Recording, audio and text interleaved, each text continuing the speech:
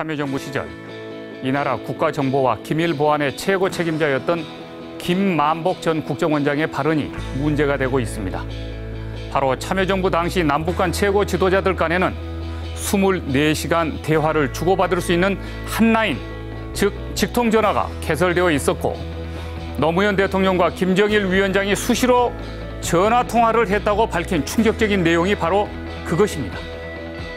그러나 그는 이런 발언이 큰 사회적 파장을 일으키자 발언 하루 만에 한라인은 청와대가 아니라 국정원 안에 있었고 노 전 대통령은 5년 재임 기간 동안 김 위원장과 통화한 적은 없다고 말을 바꿨습니다.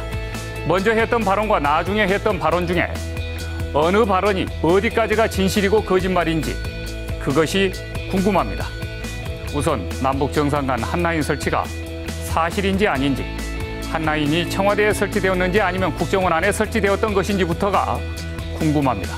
그리고 이 한라인을 통해 남북 최고 지도자들이 언제부터 얼마나 자주 대화를 나눴고 주로 어떤 대화를 주고받았으며 한 번 전화 통화를 하면 그 시간은 얼마 동안이었는지, 북측과 남측 중 어느 쪽이 더 먼저 자주 전화를 걸어왔는지도 궁금하지 않을 수 없습니다. 여기에 과연 이 한라인 설치를 누가 제안했으며 이 한라인의 존재 여부를 알고 있는 사람은 과연 몇 사람이나 되었는지, 문재인 당시 청와대 비서실장을 비롯해서 핵심 수석들은 알고 있었는지 그것도 궁금합니다.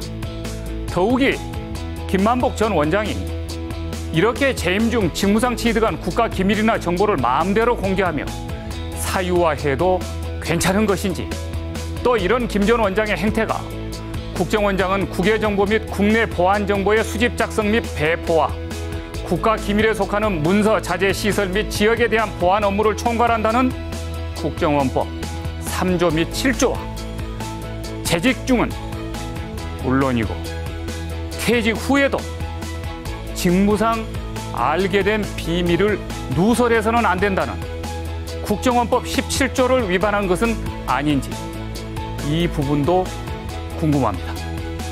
한 나라의 국가정보와 기밀보안의 총괄 책임자였던 전직 국정원 최고 간부가 이런 엄청난 국가 기밀성 정보를 흘리고 다닌다면 이거 자체가 국가 이익의 침해 행위는 아닌지 그것도 의문입니다.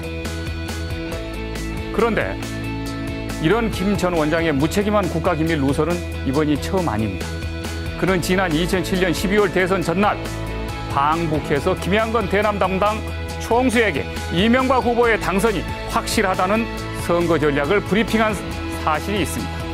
대선이 끝난 후 이를 대화록으로 만들어 언론에 유출한 것이 결국 문제를 일으켜서 사퇴까지 했습니다. 또 2011년에는 일본의 세카이라는 월간지 2호로에 기고문을 싣고 2007년 노무현 김정일 남북 정상회담의 대화 내용을 공개해서 비밀 누설 혐의로 검찰 수사를 받은 적도 있습니다. 지금 김 전 원장이 했다는 발언을 놓고 본다면 이는 국정원을 지키고 있는 외곽 경비병조차도 함부로 공개할 수 없는 그런 발언을 한때 이 나라 국가정보의 총책임자였던 사람이 나서서 하고 있는 참으로 안타깝고 충격적인 일이라 하지 않을 수 없습니다. 국가란 국민의 안전과 생명을 지키는 것을 최우선으로 해야 합니다. 이 나라 국정원은 국민의 안위를 책임지고 있는 천병기관입니다. 그런 천병의 수장이었던 사람이 자신의 재임 시 취득했던 국가기밀성 정보를 마치 아무런 내용이 아닌 사담처럼 밝히면서 지금 국가의 안전이 위협받고 있습니다. 정보는 국력입니다. 지식정보화 시대에서 더 그렇습니다.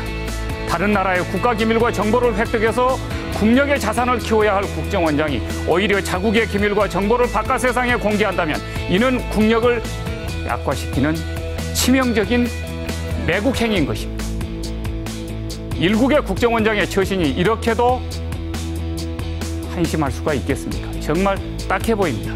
검찰은 국력의 핵심인 국가정보가 이런 인물들에 의해서 공개되지 않도록 가능한 한 빠른 시일 내에 법적 조치를 취해야 할 것입니다. 장성민의 시사탱크, 저는 내일 이 시간에 다시 찾아뵙겠습니다. 시청해 주신 여러분 대단히 고맙습니다.